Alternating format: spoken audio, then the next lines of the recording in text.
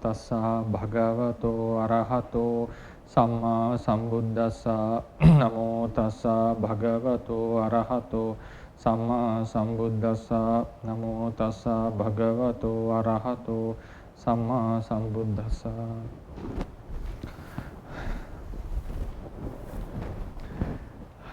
Good morning, everyone. Today we are starting the fourth lecture about Rupa. So far we have discussed gradually what Rupa is and how are they being explained within the doctrine by the Buddha, in which ways.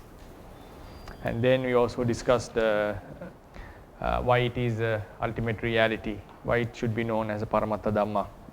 Then yesterday we discussed about the Rupa Kalapa and how four great elements exist in them and what are their contributions and also their mutual support to each other.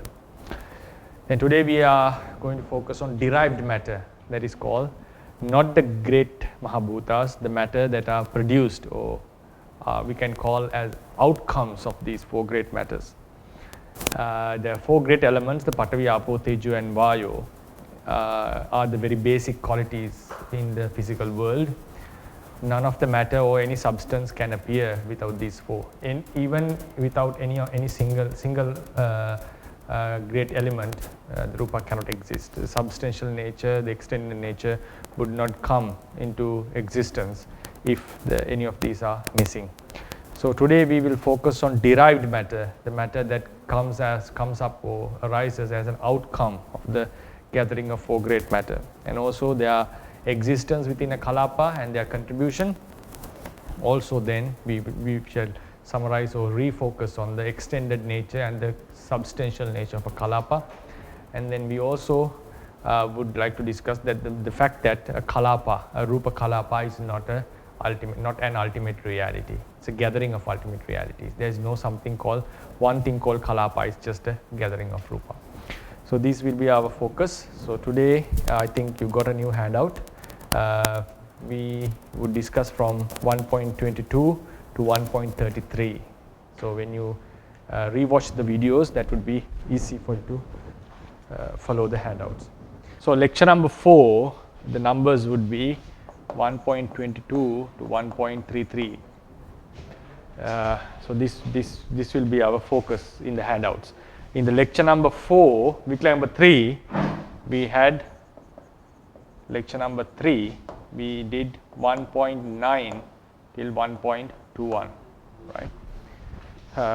Yeah, for someone who couldn't follow the previous lectures, lecture number 1, we had 1.1 till 1.5, and lecture number 2, we did 1.6 and 1 till 1.8. These are the places in the handout according to the lectures. So today our focus will be, we'll be discussing on few matters, the derived matter. We call Upadaya Rupa. I shall give the definitions later, in a later lecture. Then we also shall focus upon their existence and contribution. Their existence in a kalapa and their contribution.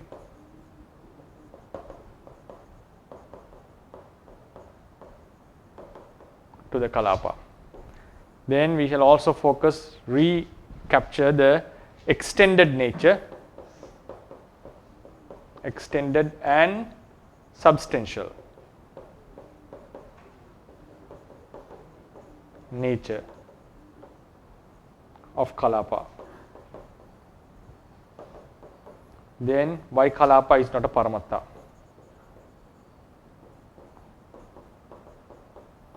Is not a paramattha. So these are the 5 main points that we will be discussing in the lecture. 5 seems a bit a lot, but because some points we may not have much things to explain. So first we shall focus on the Upadaya Rupa. This is called derived matter.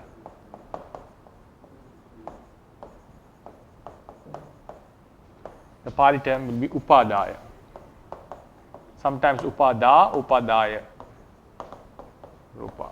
Even without ya, you can use the word upadaya, upada rupa.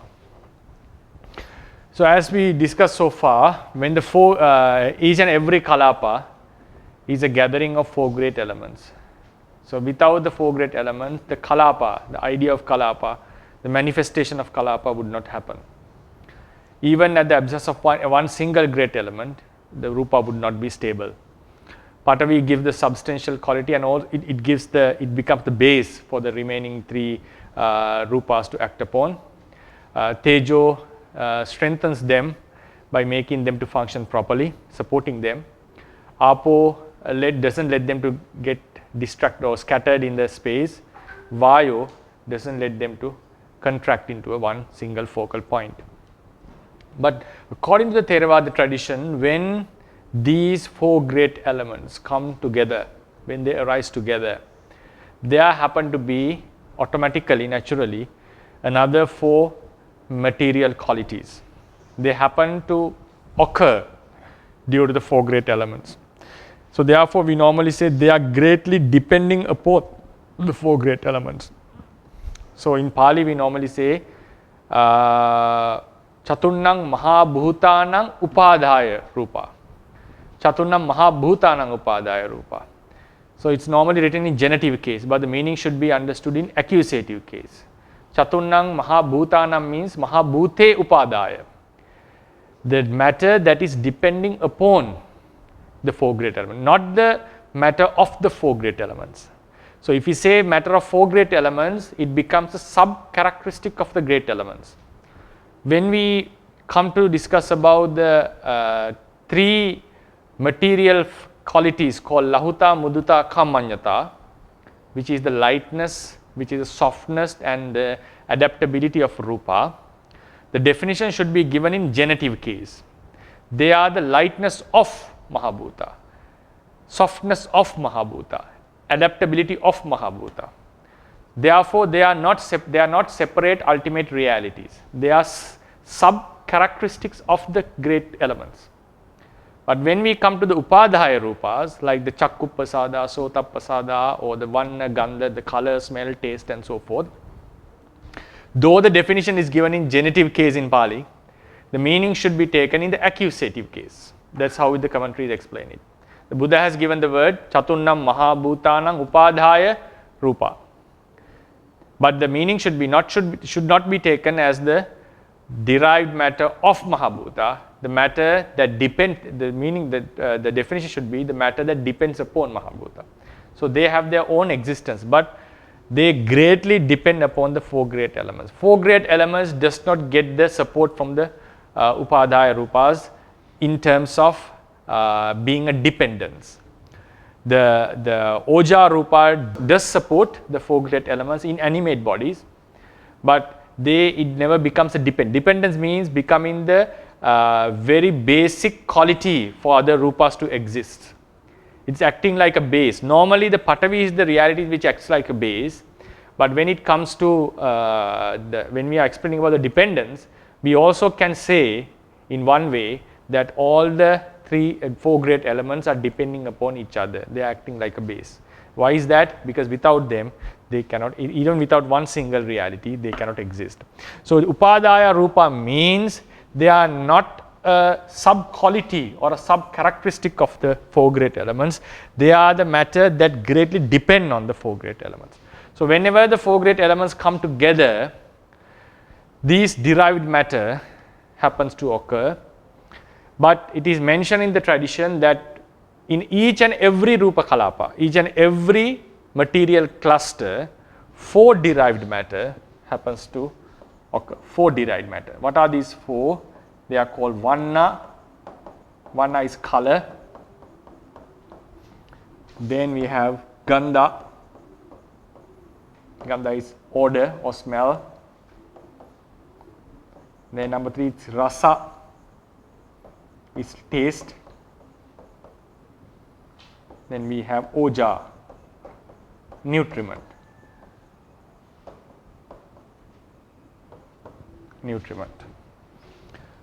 These are we can call dependent qualities of Mahabhutas. It should be understood as whenever they come together, a certain quality that is sensitive to the eye together with them. When the four great elements come together, there occurs a certain quality which is sensitive to the nose. At the same time, a certain quality which is sensitive to the tongue would also occur, and also a quality that can strengthen animate bodies and also produce new rupa kalapas within animate bodies. That is called oja. We shall be discussing about them in detail in each and every rupa. I will focus upon them separately. So these are called the derived matter, and there are some other derived matter. Altogether we have 14 derived matter. 14 derived matter. In some places you may have heard that there are 24. Why it becomes 14? Because we minus the 10 anipanna rupas which are not real realities. But even if we say that there are 24 derived matter or 14 derived matter, both the answers are correct. The reason is, though they are not recognized as ultimate realities within the tradition, in Dhamma Sangani, the 10 anipanna rupas are being recognized as rupas in a certain way. So both the answers would be correct. So all these 14, I shall focus on the 14. 14 derived matter are depending upon 4 great elements, but all of them does not occur in each and every rupa kalapa, but only 4. They are the color, smell, taste and the nutriment. According to physical science, color is something is not belonging to the object. It is a property in the light. So normally wavelength, color is a certain kind of a wavelength of the electromagnetic spectrum. But according to Theravada tradition, color is something which is embodied in the object itself, which is an inbuilt quality. So does the smell and also the taste. According to biology and the chemical science, chemistry, taste is a sort of a sensation that occurs due to a chemical reaction. That a chemical reaction which occurs in the recepting cells in our tongues. So does the smell. It is also a sensation that occurs, a message that goes to the brain due to the reactions, chemical reaction which occurs in the receptor cells in the nose, a chemical reaction. But according to Theravadians, these are qualities that are within the object themselves. So we may say the primary qualities are hardness, cohesion, heat and the bloating nature. According to Theravadians, we may say that these are secondary matter or derived matter. But in physical science, when it is mentioned as secondary qualities, it means even the touch, the tangible quality, the taste, smell and the color, it is mentioned as secondary qualities, but it means that they are not found in the object themselves. What is found in an object is mostly the sort of shape, spin and so forth, which are the primary qualities of the subatomic particles according to physical science. So this is a place where Buddhism and physical science doesn't go together, because according to Buddhism, according to Theravada tradition, object has a color within itself. So what does the light, what light does is, it makes the object clearer to the eye. It facilitates the impact. The color makes an impact upon the eye. So the medium that facilitates this impact is the light, according to the Theravadians. It's not the light, it's not that the color is within the light, it's not a frequency or of the electromagnetic waves. Therefore, these are, though we mention as secondary qualities, they are inbuilt. They are inbuilt with the object. They are inbuilt qualities of the object. So therefore, then we move on to the next point. 4 great elements, 1.23. 4 great elements are the main cause for their existence of foregoing 4 derived matter: color, smell, taste and nutriment. On contrary, Mahabhutas do not depend upon the Upadaya Rupas. So the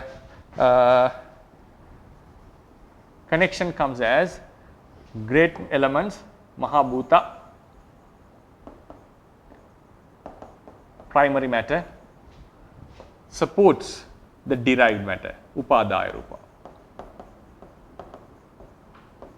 but there is no such a support. Derived matter is not supporting the Mahabhutas. There is a certain support given by Oja and the Jivitindriya Rupas, but it's not in the sense of being a dependent, a base for dependence. Then these the four great elements and these four derived matter which are found in each and every kalapa are considered as inseparable. Inseparable means, what does this idea means? Inseparable means they are found in every kalapa. Whenever Patavi is found, you may get another 7 qualities with it. They are Apo, Tejo, Vayo, Vanna, Gandha, Rasa, Oja. So normally we say Patavi, Apo, Tejo, Vayo, Vanna, Gandha, Rasa, Oja. They are inseparable matter. In Pali we call Avinibhoga.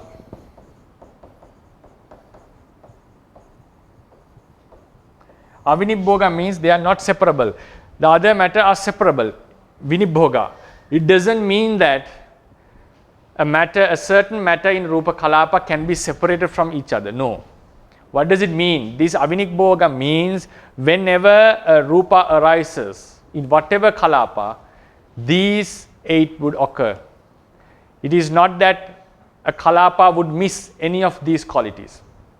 It's not that any of these 8 qualities are absent in a Kalapa. That is the idea they want to convey. Otherwise, when we say inseparable and separable, sometimes one may feel like the other derived matter in a Kalapa can be separated from the remaining Rupas. No. Rupa Kalapa is inseparable in sense of physical analysis. It cannot be reduced into its components physically. Intellectually, it can be. Therefore, the idea of inseparable matter means whenever Rupa appears, whenever a material thing occurs, whenever a single Rupa is found, the remaining 7 are also found within that same space, in that same location. They are coexisting. It is not possible that one of them are missing in a single Kalapa. That is the idea of inseparability. Otherwise, a wrong grasping of the idea would lead to the notion that the other matter can be separated from the coexisting Rupa. No, it is not possible. Physically, Rupa Kalapa is irreducible. Physically, intellectually reducible to its component qualities. Right, the 4 great elements and the derived matter. Then, but there is a contradiction within the Theravada tradition about this fact, only about the Rupa Kalapas found in the Rupa Avachara Brahma worlds. The sub-commentator, the Mulatika, a renowned scholar, Ananda Vanaratana, suggests, based on the facts found in Yamaka and Dhatukatha, suggests that in the Brahma world, we cannot find Gandha, Rasa and Oja. So according to him, the inseparable when looking into the Brahma world are 5 matter. That is Patavi, Apo, Tejo, Vayo and Vanna. Patavi, Apo, Tejo, Vaya and Vanna. There can be in some other Rupa Kalapas, some other derived matter can be found. I have also explained this in 1.26. It's not that all the Kalapas have 8, the basic is 8. In any of the mental clusters, the very basic combination is mind and 7 universal Chetasikas. Like the contact, feeling, recognition, volition, one-pointedness, the life faculty and the attention. These 8 qualities together with the chitta are the very basic of a mental cluster. So these 8 are the very basic in a material cluster. Right? What are they? Hardness, cohesion, bloating nature, heat or coldness, the color, smell, taste and the nutriment. But according to Mulatika, in the Brahma world, the very basic quality, very basic combination of a Rupa Kalapa is hardness, cohesion, bloating nature, cold or heat, coldness or heat and the color. Smell, taste and nutriment are missing according to him. So therefore, this is an idea. Even Venerable Lady Sayadaw says that it is not, he suggests that it is not logical to think like the rupas in the, even though they are subtle rupas, we cannot exactly say whether these three qualities are found in them, though they are not mentioned in the Yamaka and Dhatukata. At the same time, he mentioned it is also not possible to exactly say that, exactly to judge that the rupa in the Brahma world should have the same quality as the rupa in the Kama world. So he neither rejects nor accepts this idea, because it's a very strong opinion given by a very renowned scholar, and it makes sense. Because the thing is, we may judge the entire spectrum or the entire scope or arena of these rupas based on the experience that we have in the Kama world. But it is not logical to generalize that each and every rupa in the entire 31 planes has to behave in the same way that happens in the Kama world. But when we focus on the 4 great elements, it's very clear whenever a rupa, cluster of rupa, a kalapa appears, the contribution of the 4 are inevitable. It has to be there. We cannot remove one of them. But Vanna, Gandha, Rasa, Oja are just outcomes of these 4 great elements. So when the 4 great elements are subtle and quite different from that is of the Kama world, it is possible that the Gandha, Rasa, Oja may not occur within them. Then how about Vanna?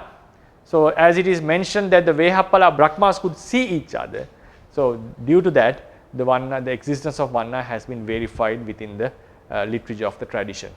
So that's why these 2 ideas, we cannot completely negate the idea of the Mula Tika. Then with the arrival of these 4, when the 4 great elements come together, Patavi, Apo, Tejo, and Vayu, then we have Vanna, Gandha, Rasa and Oja.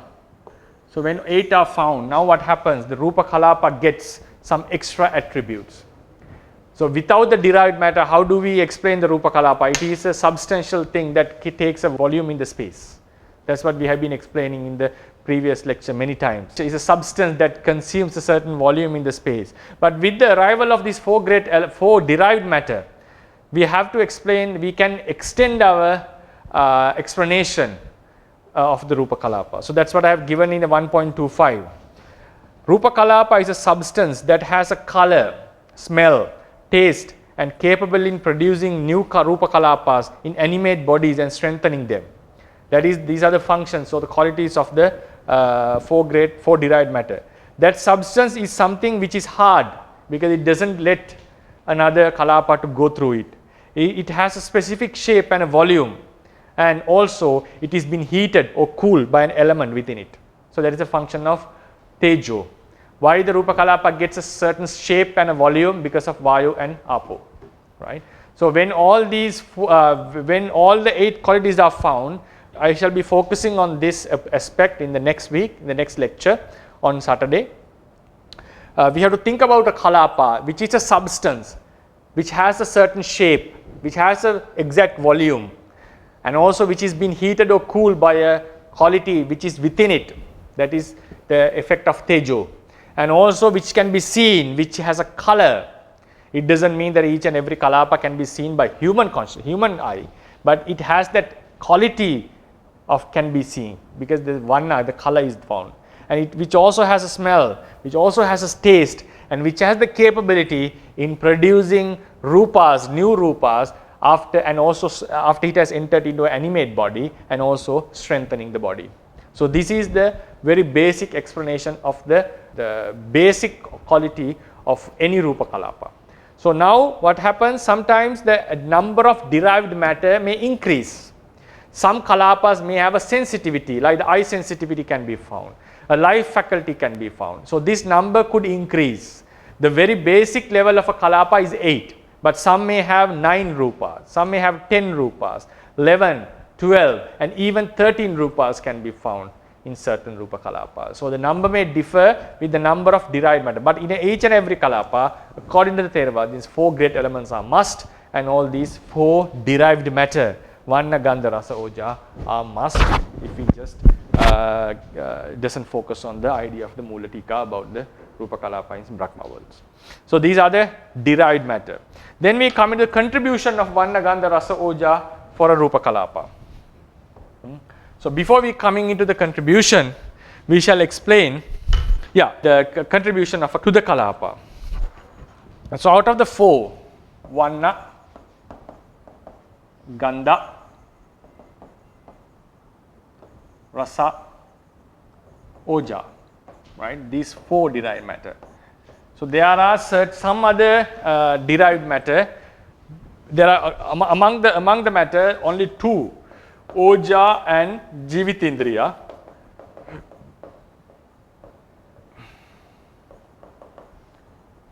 Do support the Kalapa in one way or another. But other than that, the remaining 12 derived matter has no contribution to the Kalapa itself, right? But I will be focusing on the basic four qualities, not all derived matter, because each and every derived matter shall be explained in future lectures. Then these, out of the four, Varna, Gandha, Rasa has no contribution at all to the Kalapa, because we know now the Patavi has a great contribution to the Kalapa, for the existence of Kalapa, Apo, Tejo and Vayu also. But likewise there is no, because the Varna, Gandha, Rasa are just outcomes of the Kalapa, and they have no contribution for the existence of Kalapa. They do not support by any means to the Kalapa, not by any means. Then about the Oja, the nutriment, we have to explain it in two ways. In animate bodies, I shall be inanimate bodies,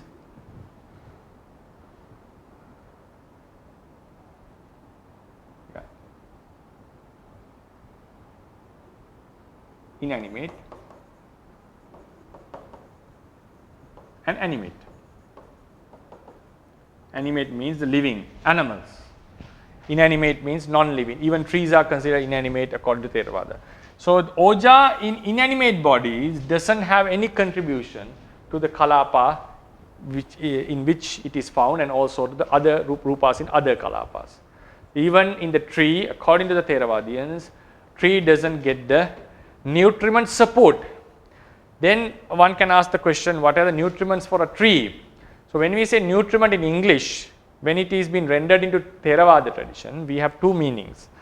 One sort of a nutriment is the Utuja Rupas that supports the body. Even it can be found in the human body. When we eat something and we get quite fat, that is not because of the Oja, that is because of a transformation of the Utuja Rupas into body parts.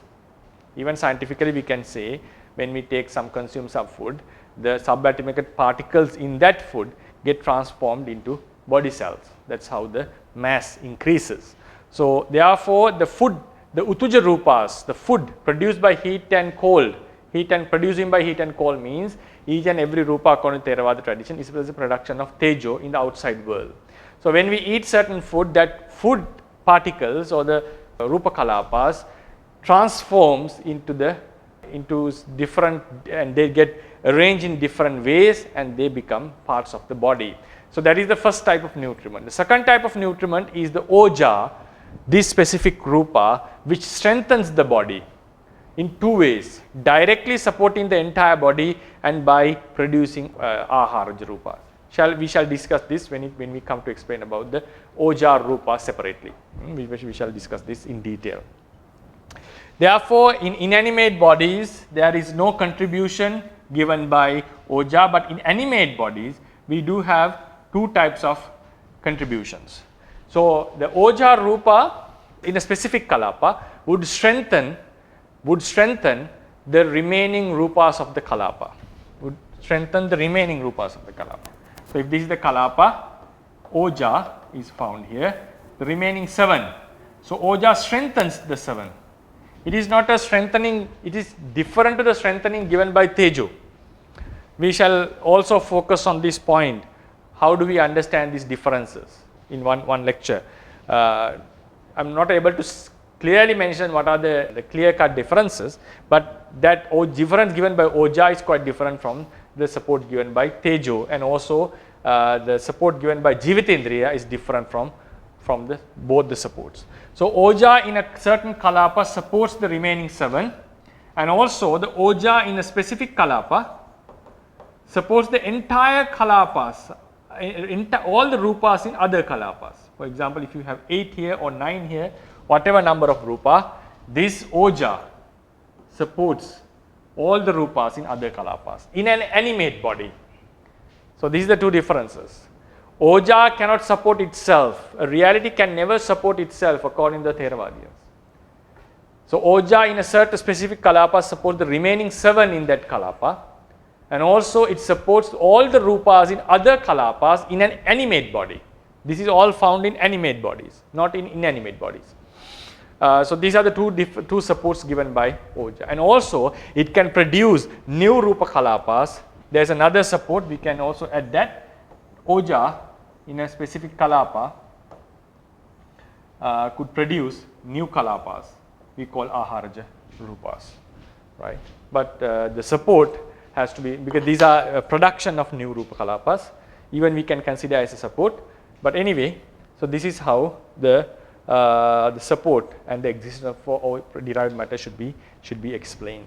So that's what is mentioned in Patthana, Kabalikaro Aharo, Imassa Kayasa Ahara Pachena Pachayo. The Kabalikara Ahara supports the Oja Rupa supports this body. Then we come into another topic, new topic called extended nature and substantial nature. Extended and substantial nature.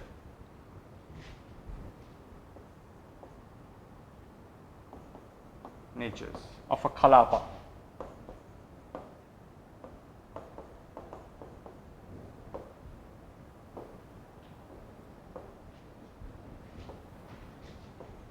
Of a kalapa. What is an extended nature? I think I have discussed this in many times during the previous lectures. Extended nature means the quality of taking a certain space, taking a certain volume. So we have discussed this in the previous lecture in detail, that all the 4 great elements are supporting the existence of a kalapa, and a kalapa means it is something that is extended in the space. It means it consumes a certain volume of the space. It is a 3-dimensional thing. Can be explained in terms of depth, height and length. So why this kalapa gains this extended nature? We have to say all the 4 great elements do contribute to this quality. Specifically, the significance, the contribution of Apo and Vayo is highly significant, because Vayo makes them to exist in a certain area of space. Apo doesn't get them scattered. So what happens? The 4 great elements happen to exist in a certain area of space with a shape and a volume, right? So that is the extended nature. So each and every Rupa Kalapa have an extended quality. Then the substantial quality. Substantial quality, then for that we have to go into the explanation of a substance, right? Of a substance. Each and every Kalapa is a substance, is a substantial thing, a physical thing. So how do we understand this substantial nature? For that we go into the 1.30 second paragraph. Substance is the essence of any object, either material or immaterial, we can call a substantial quality. For an object to be a physical thing, it has to be tangible. It can be something, can be felt, touched. It doesn't mean that every object in the world should be felt by human touch. It's not necessary. What does it mean by tangibility here? Tangibility is the essence of a physical thing. So if something is physical, it has that tangible quality. A very basic trait of such a physical thing is that another physical substance cannot penetrate it. I think we discussed this matter in detail. So a substantial quality, tangibility means if this is a tangible thing, another thing which also have the same trait, same quality, same characteristic cannot penetrate this. Cannot penetrate this. If one physical substance happens to enter the area or space another substance has already occupied, the two substances would clash. Rather entering into it, they would clash upon each other. Both the substances would not allow each other to penetrate themselves. It doesn't allow them to penetrate. Even the first substance cannot go through the second substance cannot go through the first. So this resistance of the substances is called the tangibility. Right? In particle physics, when such a collision happens, there are three possibilities normally. Either they move away from each other, either they break into more subparticles. Subparticle means they change into some other particles. The electron may change into a photon, or photon may change into electron. So there can be some differences. And also they may merge with each other and become a new particle. That's also possible according to the physical science. So with a collision, but according to Theravadians, there is no merging of a kalapa, and kalapa cannot be distributed into other sub-kalapas, right? So that in a collision. So then the tangible nature, the last line of this paragraph, the tangible nature of a substance is its ability to collide with another substance without letting the latter to penetrate it, into it. So this quality is a substantial quality, which Mahabhuta has given this quality to the Rupa Kalapa, that is Patavi. Hardness in a Kalapa is the quality that prevents another substance from penetrating the space it has occupied. So rather than saying just hardness, another way to explain is the quality that gives the substantial nature to a Kalapa. The quality that which gives a substantial nature. It means not allowing another substance to penetrate it. The space occupied by a Kalapa is fully pervaded by hardness. So if this is the space, if we draw it, if this is the space of a Kalapa, hardness is pervaded or can be found in every place. It's just a quality. What is that quality? The quality which doesn't allow another substance to go through it. So another substance clashes, it cannot go through this, and neither the first substance cannot go through the second. So this, why is that? Because the hardness can be found in every place of the substance, right? The Kalapa. So the substantial quality is, but we also need to say that all the four great elements have contributed to this quality. Four great elements are responsible for such a substantial quality, but the contribution of Patavi is the greatest. So why the Rupa Kalapas get a certain shape and are extended? Mainly because of Vayu and Apo. Why a Kalapa is a substance? It's because of Patavi. So that's how we should look into the Kalapas in various angles. Then we come to the last point of this lecture. A Rupa Kalapa is a constitution of four great elements and derived elements. Hence is not a Paramatta Dhamma. A Rupa Kalapa is a gathering of four great elements and also derived matter. Great elements, 4 plus derived matter.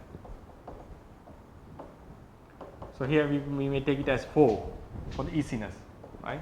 So in a Kalapa we find Patavi, Apo, Tejo, Vayo, Vanna, Gandha, Rasa and Oja, all 8, right? All 8.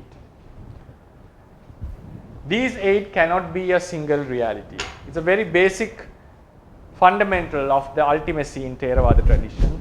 Two things can never be one. One thing can never be two. Even two things stay together, mixed with each other, depending upon each other, they can never be one thing because they are already two things. If one thing can be reduced into two parts, what does it mean? Even while it remains as a one thing, it has already been a combination of two. If something is a reality, if something is a one reality, it cannot be reduced into its components. That's a very basic philosophical notion about a Paramatta Dhamma. Therefore, the combination of 8 can never be an ultimate reality. It's just a combination of 8. It's not a Panyati even. It's a combination of 8. Gathering of reality is not a Panyati. It's just a gathering of reality. It's a group of realities. Then what is a Panyati? Looking into this gathering, if someone consider it as a one thing, that idea of a thing is called a Panyati. Now if we think about, if this is consciousness, these are 8 qualities, right? Hardness is there, we shall draw with different colors. Tejo is there, Apo is there, Vayo is there, and there's another 4, I don't know, maybe color, Gandha, Rasa and Oja, different colors we may use. Right, 1, Vanna, that color Gandha, then yeah, we can use ash color for Rasa, yeah, ash for Rasa, and Oja, for instance. Okay, whatever. Now these are the 8 kalapas. It's a colorful thing, right? But only can be seen is color, right? That also we should keep in mind. Other rupas cannot be seen with eye. They don't have a color. Color is one quality of the kalapa, just for the easiness to convey the idea. I drew it in 8 colors. Now consider these are 8 realities together. In reality, it's a combination of realities. In the actual world, this is a combination of realities. It's not a one thing. So what is the idea of a Panyati? Where does it come from? Now, looking into this ultimate reality, there is a way that, now this is the object. Here object is a group of realities.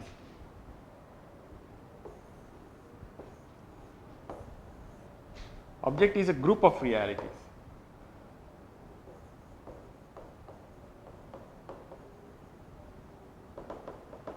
Here is 8 reality, group of 8 realities.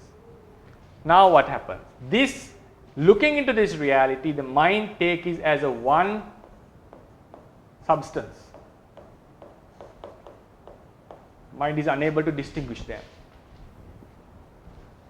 The table or this podium is a combination of various realities.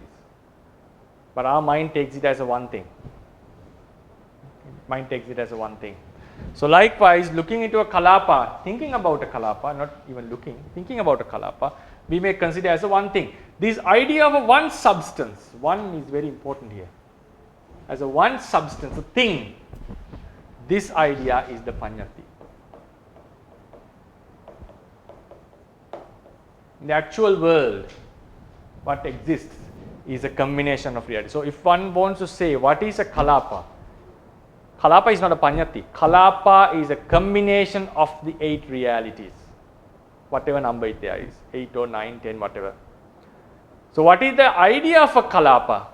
One kalapa, it's a Panyati. It's a Atta Panyati. So kalapa is not a single reality. It's a combination of realities. Then the idea of a one single kalapa, the idea of a kalapa as a one single substance is a Panyati. So it's a fault in Theravada tradition to say that kalapa is a one reality. And it's a fault in the tradition to say that the existence, the kalapa that really exists is a Panyati. No, Panyati doesn't exist at all. The idea of a kalapa is a Panyati. Kalapa itself is not a Panyati. Kalapa is a combination of realities. So now we have to focus on 3 things when we think about the world. Single individual realities, combination of realities, then the concepts, the Panyati. Combination of realities, Panyati. Otherwise, if someone say the combination of realities is a Panyati, what we have to, the question that should be asked is are you talking about the existence of, are you talking about the existence of the idea, the mental idea? Panyati is always found in the side of the mind. It's just an idea. Panyati can never be found in the reality, in the existence. So if someone says the kalapa is a Panyati, we have to say that's the idea of a kalapa is a Panyati, not the kalapa itself is a Panyati. Kalapa itself is a combination of realities. That's also something that we have to keep in mind. So I just gave in 1.31, I just mentioned kalapa is not a paramatta, but that doesn't indicate that kalapa is a Panyati. Idea of a kalapa is a Panyati. In the real sense, the kalapa is a combination of realities. Then 1.32, material things that we empirically observe are made out of these tiny material units. Now this is the conclusion of what we have learned so far. So whatever things that we see in the world, material stuff, things, objects, are a combination or collection of these tiny material particles which we call the Rupa Kalapas. Observing the manner these Rupa Kalapas are located in space. Now each and every Kalapa has a certain volume and a shape, but then when these Kalapas come together, right, their body also comes into a certain shape. So the manner the Kalapas are located in space, we construct the ideas of things and name them as table, chair, vehicle, body, head, hand, leg, and so forth. If there were no material realities, no one would construct the ideas and names as given above. And another point, if these Kalapas didn't exist, Kalapas do exist in the world, right? Combination, do exist means the clusters of realities do exist. If these realities, if these Kalapas didn't exist, these idea, the idea of things would not come. If the realities did not exist, how could the idea of a Kalapa would come into our mind? Why the Kalapa? Kalapa means a combination of realities. So each and every reality has its own individual existence. Depending on each other, that is different, but it has its own unique existence. Right? So if there were no material realities, no one would construct the idea and names are given as given above. That is why the Buddha mentioned monks. 4 great elements are the reasons for naming of aggregate of matter. Rupa Khanda means all the matter, the body or the physical stuff. There are 2 types of Rupa Khanda, animate and the inanimate. Bahira and Ajjatta we can call in another aspect. So these, why these physical objects are found? That is because Kalapas are arranged in a certain way. Why Kalapas are found? Because the 4 great elements do exist. Derived matter are just secondary or outcomes, specific the 4 great elements. So if the 4 great elements are not found, there is no Kalapa. If no Kalapas are found, we cannot observe the physical world. Right? So that's why the Buddha mentioned the naming of the Rupa, aggregate of Rupa, is based on Mahabhutas. You can find in Majjhima Nikaya, third book. It should be highlighted that in the ultimate sense, things such as table, chair, bodies and body parts are not made out of Rupa Kalapa. This is another point. Conventionally we say the table is made out of Kalapas. Conventionally we have to say it's made out of Kalapas. In the ultimate sense, that's why I mentioned in the ultimate sense. Please underline that point. Not conventionally. Conventionally, things are made out of Mahabhuta. Things are made out of Kalapas. In the ultimate sense, there is no table at all. There is no such a thing called one Kalapa. It's just a gathering of realities. Gathering of realities doesn't make a Kalapa, doesn't make a new Kalapa. It's just still the gathering of realities. So likewise, even after the Kalapas have gathered together, a table is not made in the ultimate sense. It's still the Kalapas are there. Even there is no Kalapas because there is only the realities are found. Right? So in the ultimate sense, it's false. So it's a fault to say that Kalapas create, or these things are made out of Kalapas. They are mere ideas. The idea of a table. I'm talking about the idea of a table. It's just a concept constructed in our minds as Rupa Kalapas are observed and located in space. In the way they are located in space. It's an idea that comes into our mind. It's something that we construct naturally. It is constructed naturally. We don't need to think about it. It naturally comes into our mind. Our mind is unable to distinguish the realities in during their actual existence. So it's a natural thing. Even the Buddha gives the conceptual ideas. So even though the entire world we conventionally say is made out of these rupas or the kalapas, in the ultimate sense, what we have to say, there is no such a thing called table, book, or a human being. It's an idea that comes into our mind looking into the way the kalapas have been arranged. And even the kalapa is not something that exists by itself, it's just a gathering of rupas. What exists according to the Theravadians is the great elements and the derived matter in the physical world. In the mental world, they are the mentalities. All right. So this would be our lecture for today. So today we focused on 4 derived matter, specifically the Varna, Gandha, Rasa, Oja, color, smell, taste and the nutriment. And we also discussed about the avinibhoga, the inseparable quality of this matter should be understood very clearly. And we also gave a definition for the kalapa. Shall read it before we conclude. Rupa kalapa is a substance that has a color, smell, taste and capable in producing new kalapas in animate bodies and strengthening them. That substance is something which is hard, right? It has a specific shape and a volume, and also it is being heated and cooled by an element within it. This is how a kalapa has to be defined with all the characteristics. Then we mentioned what are the contribution of the derived matter to the kalapa. Vanna, Gandha, Rasa doesn't have any contribution.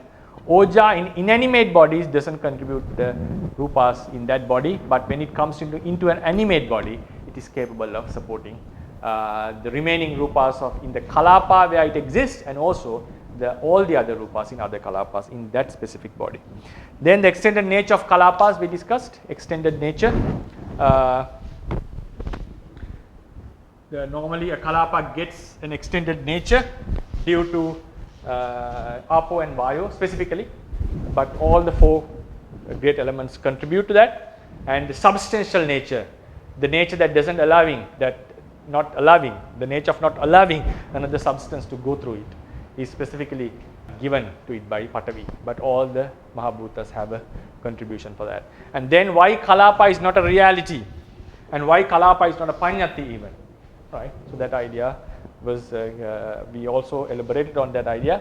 Then how the kalapas, how the outside world should be known through kalapa. So what does this show? That specifically when you are focusing on derived matter, object that is very appealing to us is our color, the skin color. The color is something that really appeals our craving and so forth. We also sometimes we have a conceit about our own appearance, specifically, basically, mostly based on color and the shape. The shape is given by four great elements. The color is just another derived matter depending on the great elements. They are not a self, they are just mere qualities. So it shows that it's not that it's a my appearance, it's not my physical color, it's just a matter. It's when the four great elements in the outside world come together in chemical reactions, in other words, a certain color happens to occur. So likewise, when the four great elements in our body have gathered, this color happen to come, and karma and all also have a great effect on them. So with our knowledge, extending the knowledge, we'll be able to look into this with more broader angles. Then we also found that the substantial nature, which all shows that this is a physical thing, which is given by the hardness and this volume, the extended nature, and also we have a clear idea based on the idea of a paramatta. Kalapa is not a paramatta. What is a panyati and what is a paramatta? So it is very useful for our insight meditation to understand what the realities are.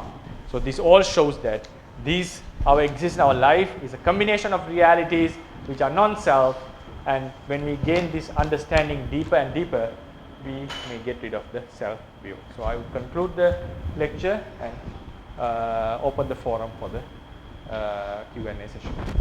Please close the door. Thank you, Bhante Rusa. Hello everyone, so as usual, if you have any question, you can raise your hand or you can put your question in the chat box. Good morning, Bhante. I have a few questions. Okay. And the first one is there anywhere in the literature or in the tradition there is an explanation of the different colors, different smells, and different tastes?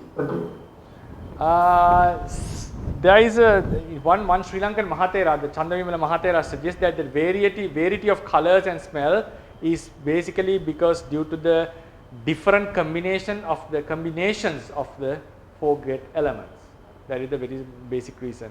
But in you go into Dhammasangani commentary about this derived matter and the four great elements, there are some would suggest basically about the sensitivities. Sensitivities are productions of four great elements. But in a Sinhalese book I have found, written by a very renowned scholar, that the difference of this color, smell and taste is based on the different combinations of the four great elements. Other than that, I am not aware of such a place, but in Dhammasangani, it mentions about the names of the colors, but it doesn't, to my memory, the reasons for that was not specifically mentioned, why the colors are different from each other. In that explanation in the Sinhalese book, I have read that the reason for this is the change of the dhatus. And you can also go into the Vibhanga, yeah, it's another place, Vibhanga, Jnana Vibhanga. Please focus on the Dasabala Jnana, the 10 powers of the Buddha, the Dasabala Jnana. There is a Nana Dhatu Jnana. If I remember, Aneka Dhatu, Nana Dhatu.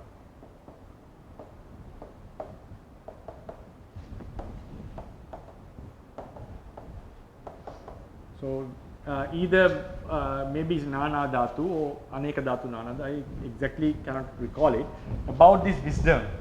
So Buddha is able to know these the differences. Now why a certain tree, the leaf of a certain tree is longer, and why some leaves are fatter, we call more lengthened, and why some are such thin, and why certain trees would get only certain trees would get thorns and so forth. So it says that the Buddha is able to see why these differences have occurred. The Aggasavaka, the Pacceka Buddhas and Aggasavakas are capable in knowing a part of why the human body has such organs and so forth. Partially they are able to know, not about the outside world. The Buddha is able to know what are these, what sort of combinations have caused these changes. Not only the color, even the color, not only the color, but even other changes. You can find some information about that. Maybe you will go to the Tika and get more information on it. So these are the places that I remember. Thank you, Bhante Sadhu. And the second question is, how is light understood in the tradition in terms of ultimate reality? Yes, it's another good question. Light and darkness.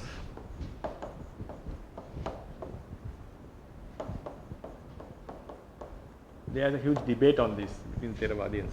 Light is, within the tradition, there is no argument about light. Light is considered as a beam of kalapas, right, which travel quite faster. So these kalapas have color and tejo. These kalapas have color and tejo. Even in the moonlight or sunlight, the Theravadians talk about particles. Now even in science they talk about photons, right? Light particles are photons. But the thing is, what light does is, now this is the eye, for example. This is the eye sensitivity. The object is here. The light in between these two facilitates this contact. That's what light does. Light is a beam of particles. Then comes what is darkness. There is a sutra in Samyutta Nikaya, if I remember. I forgot that sutta. Andhakara Sutta or Aloka Sutta. One person in the Sinhalese class actually raised this question. According to that sutra, it seems like the commentaries, when you go into the commentary, it seems like darkness is something that is felt when there is no light. When there is no light. But some scholars still argue, the Buddhist scholars, ancient scholars, have argued that, because if you go into the Dhammasangani, explaining the rupa, that's mentioned the light and darkness are separate rupas. So some would say darkness is a rupa itself. It's made out of particles. But some would argue, because when you look into the explanation of rupa ayatana in the Dhammasangani, now it also explains about shape. The commentary clearly says shape is not a reality. But when looking into it, the shape is felt. So with the shape we get to understanding about a color, and we are able to distinguish some color from another thing from another thing. So when talking about the color, it is not possible to exclude the shape. So therefore shape has been explained as a reality, but in the ultimate sense shape is not a reality, it's sort of a idea that is gained while watching at the reality. There is no shape in the ultimate sense according to the Theravada. So therefore, even though the list of the Dhammasangani, which explains the color, the Varnayatana, Rupayatana, contains Andhakara, it is not a concluding factor to say that Andhakara is being explained as a color, the matter. So some say the argument about Andhakara is it can be something, it is a Rupa, one scholar would argue, some say it is how the eye consciousness, how the mind feels when there is no light. Then the question comes, can darkness be seen by eye? We have various darknesses. The complete blackness, complete dark black is one kind of a darkness. And we have a slight light and we still can see the darkness in our eye. So it seems like the darkness can be felt with the eye consciousness. There's another question to be asked, whether darkness, if darkness can be seen, shouldn't darkness be a color? Shouldn't darkness be a rupa? Because according to very basic quality, very basic fundamental of the Theravada is that Chakku Vijnana should have an object and it has to be color. It's a very basic fundamental. Then if darkness can be seen, darkness has to be a rupa. So likewise, there is an argument on this. I shall discuss about this matter in detail as you raise the question. In detail, what are the arguments, what are the suggestions, what are the references when we come to explain. In few weeks, I will come to that point about Varna Rupa. I will give all the information with references about this matter. Okay, thank you, Sadhu. And the last question is, so as you mentioned that in the Mahatmika, then in the, it is said that the combination of the output is not necessarily 8, it is only 5, right? So in what section is that? What Mulatika is that? Mulatika. Yeah, but I can give you where it can be found in Paramattha Dipani. You go into the 6th chapter of Paramattha Dipani, 6th chapter. I shall give you the reference of the Paramattha Dipani. With that, we have to find it in the Mulatika. I didn't directly read it in the Mulatika. The Lady Sayadaw has quoted it from Mulatika. So I am not able to give you the exact reference where it is located in Rupa. Lady Sayadaw says this is how the Mulatika explains about Davini Bhoga Rupas in Brahma world, and then he gives the argument and he neither rejects and doesn't accept the argument, and he says in one place he says according to the commentaries Davini Bhoga is 8, but according to Maha Ananda Acharya Mulatika Davini Bhoga is 5. It's a very clear argument. Sorry for that, I am unable to give you exact the place of the Mulatika, but you look into the 6th chapter of the Paramattha Dipani, you will be able to find it. Okay, thank you. Please go ahead, Mr. Ananda. Okay, thank you, Dr. Ryan. So, just a simple question. I think the Shuddhastaka or the basic Rupa Kalapa, the shape is the same, or can it be the same? Or can two Rupa Kalapas shape be the same? Shape, you mean shape? The shape, yeah. That we don't have any evidences for that. There is no discussion about it. What is the shape of a Rupa Kalapa? We don't have any evidences for that. Even some. What about the? Yeah. Yes. What about the Patavi quality, like the thickness or hardness? Is it the same also? Like between can it be the same? Yes. That's a good question. So according to the scholars, Theravada scholars, though the basic quality of hardness is same, the hardness in different kalapas are different from each other.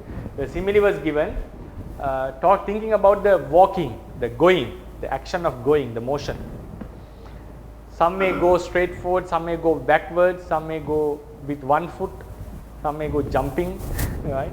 So there are various ways, and going straight, going to a direction, angle direction. So there are various ways the action of going can be explained. In the same manner, the quality called Patavi, hardness, There are varieties in it.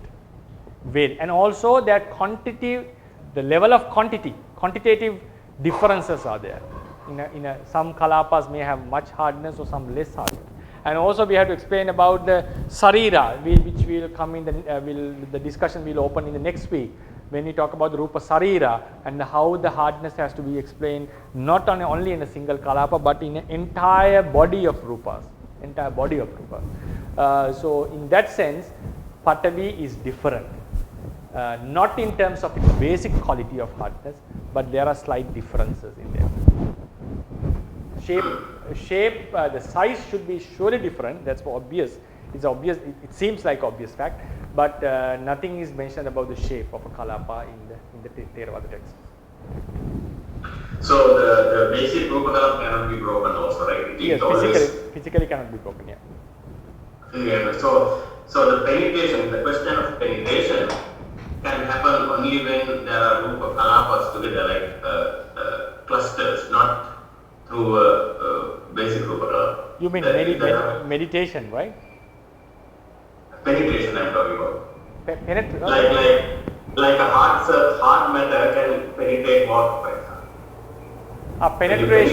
Penetrates, yeah. So it cannot penetrate, one kalapa cannot penetrate other. Yes. Yeah, but can penetrate? Is it? Cannot. That is the quality, the hardness, the substantial quality doesn't allow it to penetrate. That is the hardness. Hardness means not allowing another thing to go through. But when the kalapas are getting together, then you can penetrate, like through set of kalapas, like just simple picture, like a hard. Yes. Okay. Yes, like for example, kalapas are together. Some kalapas can go through them. Yeah. That is because there is space. There is space between. Space, yeah. Okay. That's better to say a rupa body can penetrate another rupa body. Idea of body, yeah. Bodies can penetrate each other, not the kalapas. Okay, thank you, Dr.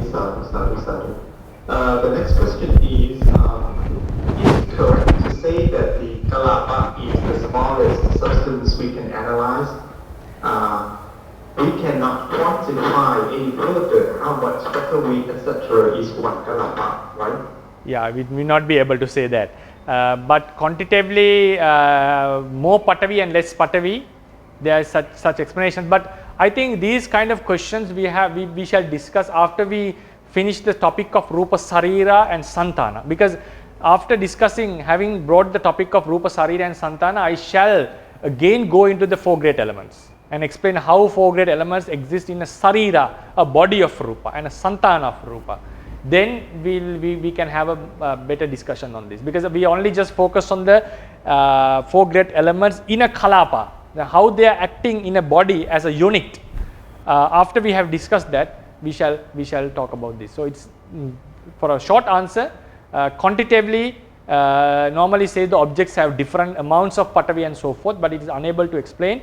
Rupa kalapa is something that cannot be broken physically. Intellectually it can be broken. Physically, if it is possible to come into that level, if any possibility is there, it can be penetrated, reduced any further. Yeah. Thank you, Dr. The next question is, can Dr. please explain what it means by the oja in inanimate bodies does not have any support to other matter in those bodies? Yeah, the thing is, according to the Theravada, now I have to come to the Theravada tradition, otherwise there are a lot of questions can be asked. According to Theravada tradition, the oja, the support of oja is twofold.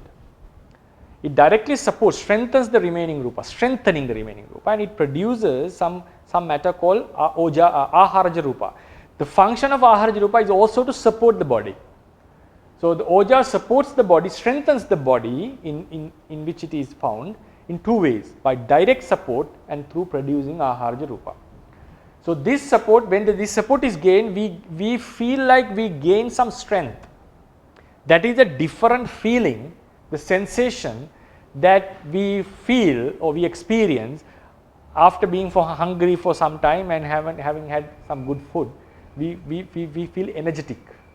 So this energetic nature, the quality feeling is given by Oja, either directly supporting the Rupa Kalapas or by producing Aharaja, specifically by producing Aharaja Rupas. Then we have a growth in our body. That growth is not a function of the Oja Rupa. It is due to the transformation of the food particles into body particles. It's a transformation of food particles into cells. So in trees, this transformation does happen. The fertilizer, the sunlight, the water, oxygen, all of them come together in different ways, in different areas of the tree, and they turn into particles, or they get added into the parts of the tree. So the tree happens to grow. But there is no such a support as the Oja Rupa doesn't produce Aharaja Rupa or support the remaining Rupa, or strengthens the remaining Rupas. It doesn't strengthen the remaining Rupas directly or by producing Aharaja Rupa. The reason for that, according to Theravadians, for Oja to do it, for Oja to does that act, the strengthening, it needs the support of Kammaja Rupas. Kammaja Rupas in our body, it not only affects itself, it supports the entire body. It affects the entire body, especially the Jivitindriya and all the Kammaja Rupas we can call, but especially the Jivitindriya. It affects the entire body. So the Oja in our body is supported, affected by this Jivitindriya. So only then this Oja Rupa is capable of producing new Aharaja Rupas and supporting the remaining Rupa. That is the reason, according to Theravadians, why Oja does not strengthen the Rupa in inanimate bodies, because inanimate bodies does not have Kammaja Rupa. That's the reason. Thank you for this. Shall discuss on this when we come to the Oja Rupa separately. Yeah. Yes, thank you. The next question is, so this question is about the nimitta, the light we see in meditation. So is it one of the elements in the kalapa? Could you give some advice on this? It is, I missed one word. Yes, the nimitta, the light we see in the meditation. Yeah. Is it the element in kalapa? Is it an element in kalapa? Oh, you mean the light you see in meditation, not the aloka nimitta, the light you see in meditation, right? So this light. Yes, but the question is about the nimitta, and then the translation, right? Okay, right. So then, the light. Yeah. We have 4 types of light. Light in meditation. Okay. Right. So light in meditation. One type of light is aloka nimitta. In kasina, aloka kasina we have, that nimitta is a light. Then the light appearing in samatha.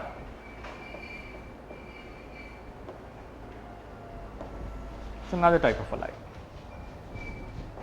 Then we have light appearing in vipassana. Right? These are the 3 types of lights. These are 3 types of lights. Light appearing in vipassana, according to the tradition, it is chittaja rupas.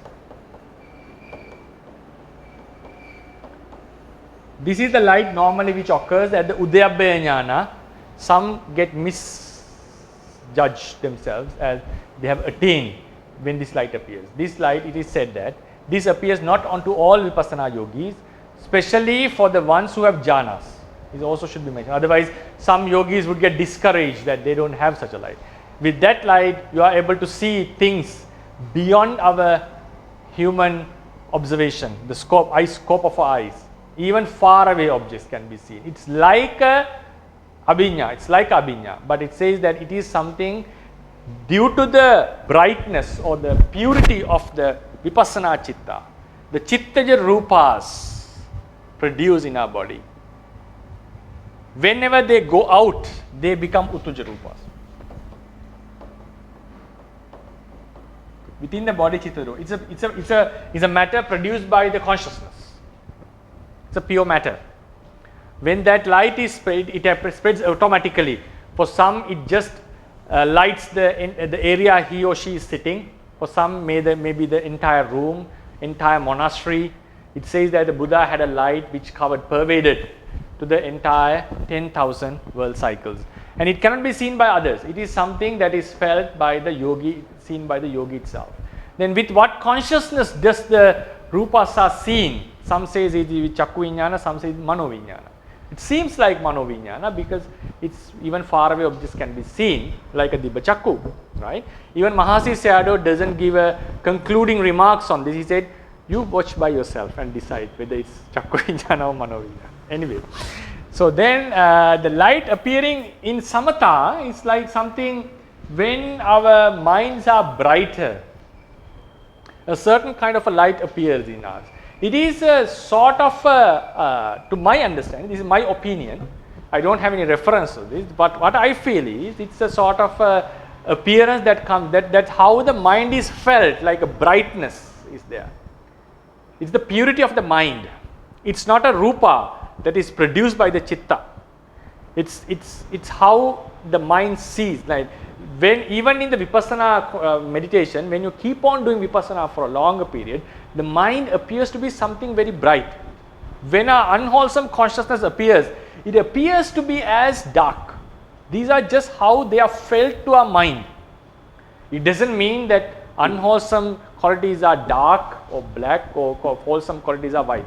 There are some teachers I have known, they would say Lobha is red, this dosa is black and all this, they color them. Maybe that's how they have felt it. But in the reality of the tradition, factual information of the tradition, arupi things, mentalities doesn't have any color because color is a physical thing. But it appears to us. So even if someone has meditated for a longer period, I think you have felt that wholesome consciousness appears to be white, like white means very brighter. Unwholesome consciousness happens, it becomes some sort of a darkness. That's how it is felt. Now it is mentioned in the Dhammasangani, in the Vinaya commentary, the Patisambhida and Visuddhimagga, in 3 places.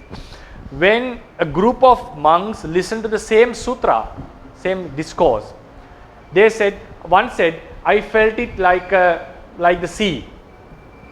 Another said, no, I felt it like a river flowing from a mountain.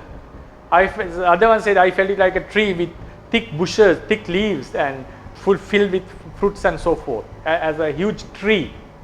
So that's how things appear to us. Even realities in meditation appears to us as things.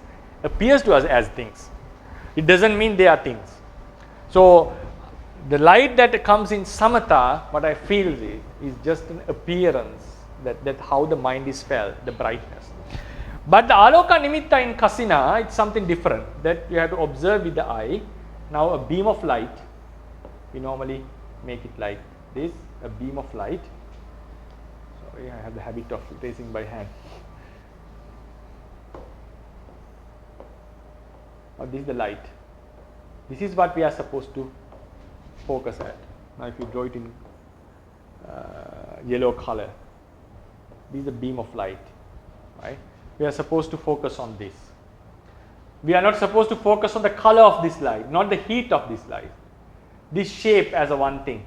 This nimitta, if you focus it like from the direct angle, it may be like this, most probably, right? So there are a lot of particles in it, color, light particles. Without focusing on the color or the particles, you have to take it as a one thing. A color beam or a color spot, light spot of a light. That idea is the nimitta of color, light kasina. Is a light kasina. It's not just mere nimitta. is based on a real light, right? It's just a panyati. Then this panyati, we focus on that and you develop the kasina jhana. But in that, how do we analyze this panyati?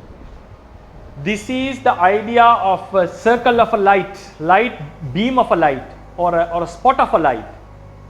What does this idea contain? It's a spot or a circle. The shape, the idea should be there.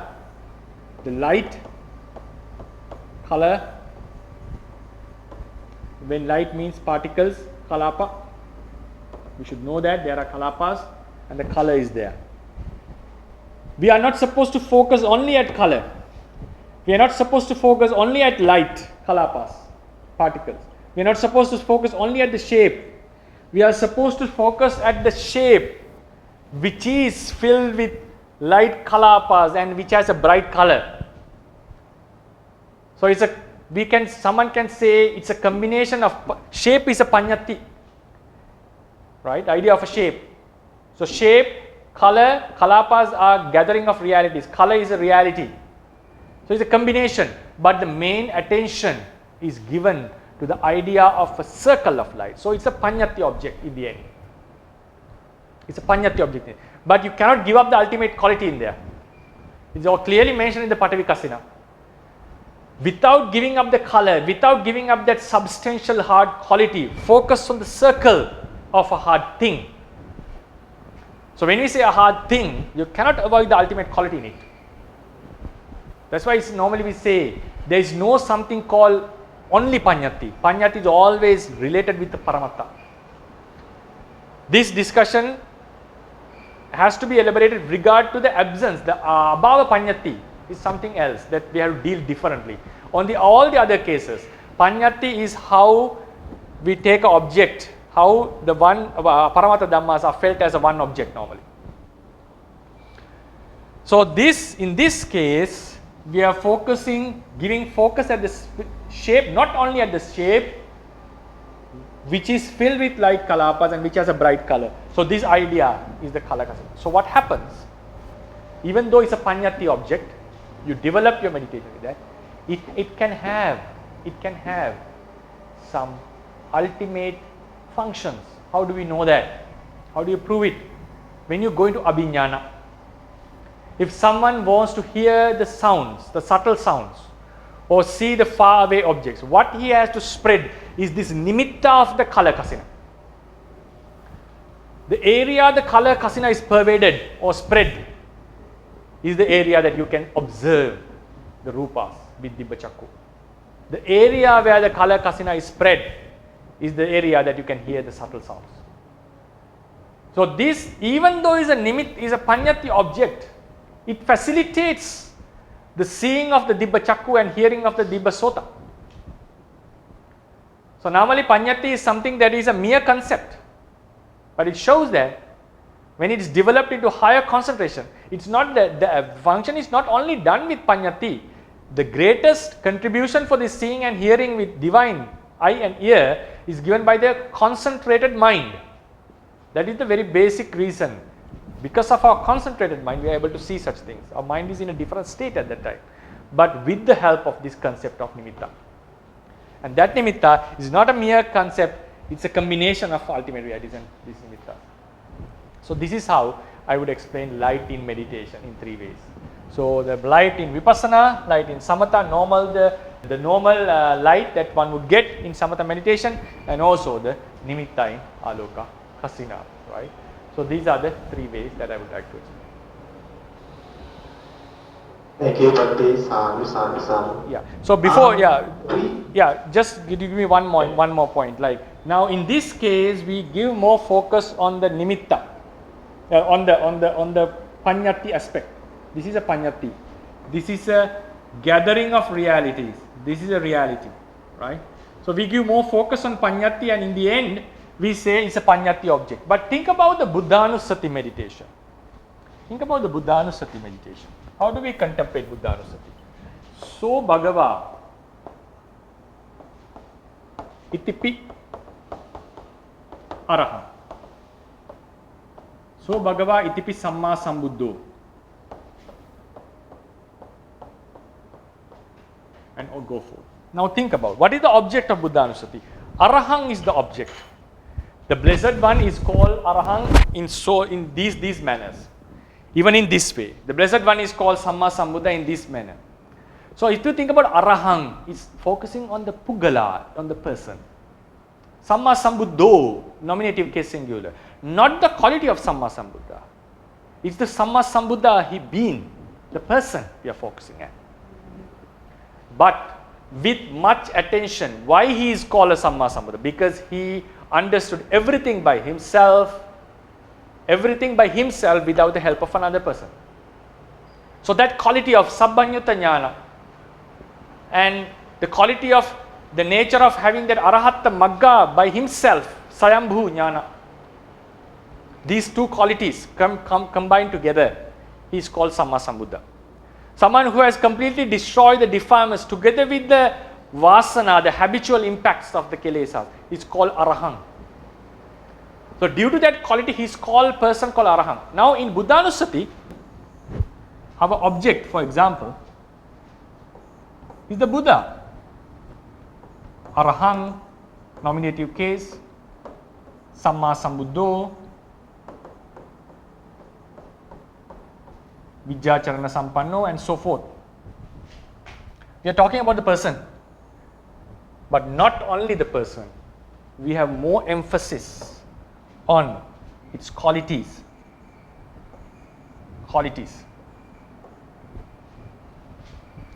So, object of Buddhanusati is the person with qualities.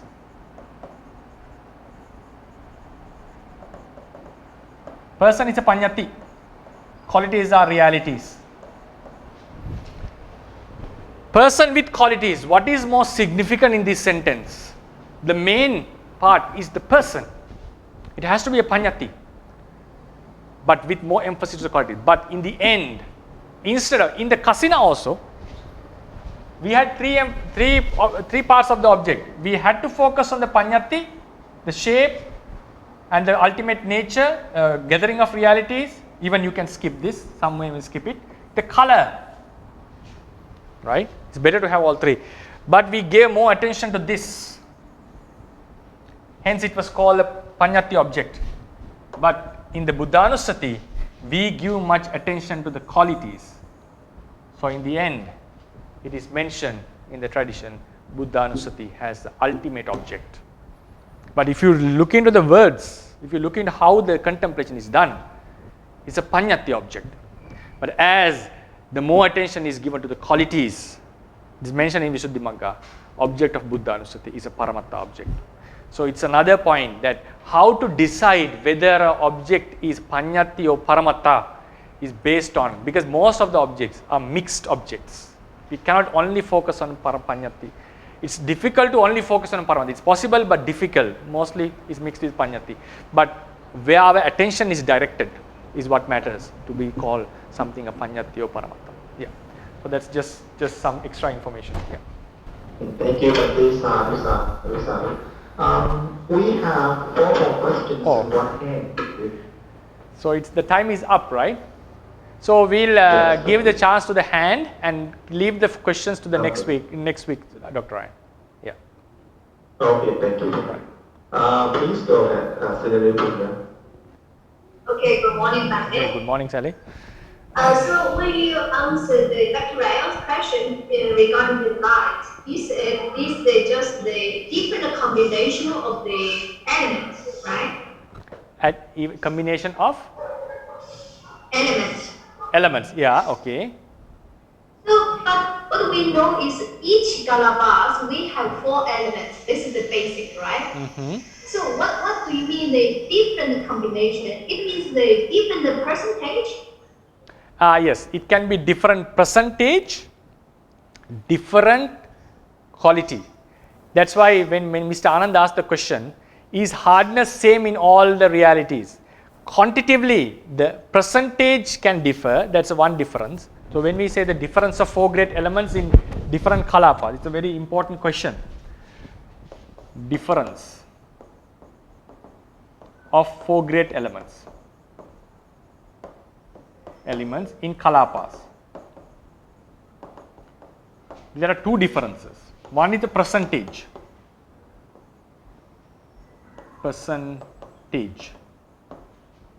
right? The second is their nature. So their nature, when I say their nature, it doesn't mean they abandon the basic nature. So when we talk about a reality, we have basic qualities and secondary qualities. So in terms of the basic quality, all Patavi is hard. But when it comes to secondary qualities, there can be slight differences of this hardness. Hardness in a body, hardness is a tree, hardness in the sand or soil or rock are differently felt. So that difference feel different, there is a sort of a difference in this hardness. When we say hardness is a larger area, within that idea of hardness, there can be slight differences. That is the different, their nature of quality are different, the difference. So this is what, so either due to percentage or either due to that differences, when the combinations are made, different colors appear. Okay. So Pandit, is there any research regarding the percentage of the 4 elements can be formed into different colors? That's why it says in the, you go into the Vibhanga, right? I haven't seen a research on that. I think this is a scientific topic. In Vibhanga, go to the Jnana Vibhanga, and there is an Aneka Dhatu, Nana Dhatu Jnana. Nana Dhatu Jnana. In this, it is mentioned, only a Buddha can know it exactly why these difference in the world due to this percentage difference and qualitative difference in the entire world. Aggasavakas and Pacceka Buddhas are unable to see it in inanimate things. In animate things to a certain level, they are able to say why the hair is so and why the skin is so, the hair and all body parts are so and so. It's a very important topic. Scientifically, that's what the scientists are searching and suggesting, why this hair became so and so forth with the evolution and so forth. But according to Theravadians, this is due to the different combination of the 4 great elements. And what is the relationship, the mixture and the difference? Mixture is qualitatively or percentagely, right? So whatever the difference is. So this combination, how they are related, the mixture to the difference, is not discussed in the tradition. They say there is such a relationship, but it can be known exactly by a Buddha with his wisdom. So that's how the answers are given. I haven't seen such a research on that. But it's a very good research if someone attempts. Okay, thank you so much, Pandit. Okay, so we'll call it a day. I just have a very short comment. So in fact, there was a reason why I asked the first 2 questions about the difference in colors and about the explanation of light. But then because you mentioned that you're going to talk about this in detail in the lecture, so yeah. I'll wait on that. Okay, right. Okay. We'll call it a day. So may all of us be able to attain our spiritual goals with this merit that we have done so far, and may all of you be happy and healthy. Buddha sasanang chirantittatu, Buddha sasanang chirantittatu, Buddha sasanang chirantittatu, sadhu, sadhu, sadhu.